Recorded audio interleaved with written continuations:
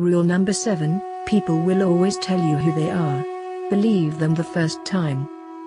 We tend to ignore the facts and accept and even fall in love with the idea of the people we built up in our minds, based on what we need them to be, not what they truly are.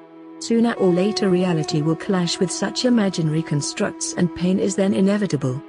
From people you consider working with to people you consider allowing into your life, try to stay objective and keep idealization to a minimum so that you will be able to discern their real face before it is too late. It seems hard, but it is not. Everyone is unintentionally helping you in this. You see, people have an uncontainable urgency to tell you who they truly are. Every single time. Only, do not listen to their words. Words are compressed air. They mean little and are worth even less, especially to narcissists who, once they get to know you, will say what you need to hear. It is their actions you need to be paying attention to. Their actions always speak the truth about what hides beneath the social mask. And they will tell you who they truly are, so believe them. Actions talk. Bullshit walks. Rule number 6, protect your own. Keep everyone else at a distance.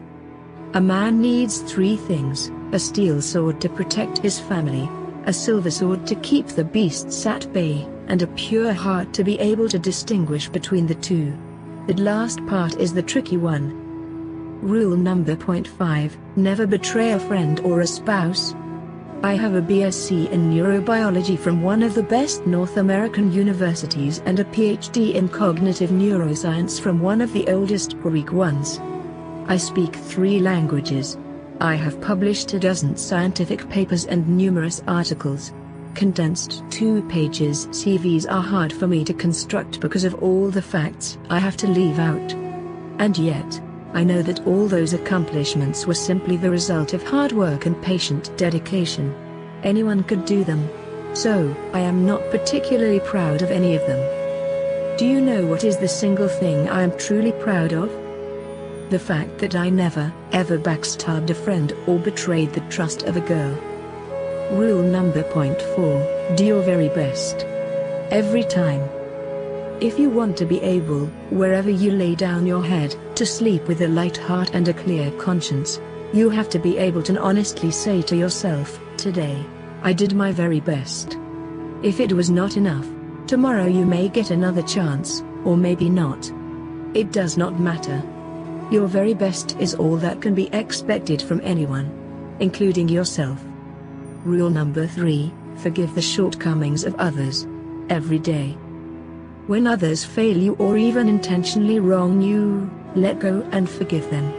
Of course, it would be unreasonable to expect anyone to forget, especially major life-altering events, so you may need to forgive them repeatedly, every time the memory springs up. For some time, this may need to be done every day. Yet keep forgiving and let go. There is no point in wasting your future by dwelling in the past. There is only one direction in life, ahead. And the path is far from easy, so try not to burden yourself with old weight. Especially if it is not yours to carry. Because what they did, it is not on you. It is on them. Rule number 2, this, too, shall pass. I lost my mother at a young age. I still miss her dearly, yet I survived. Some years later, I was paralyzed for months from Guillain-Barré syndrome. I did not know if I was to ever walk again, yet fully recovered. 10 years later, human pettiness denied me the university professor tenure-track position I had been working all of my life towards.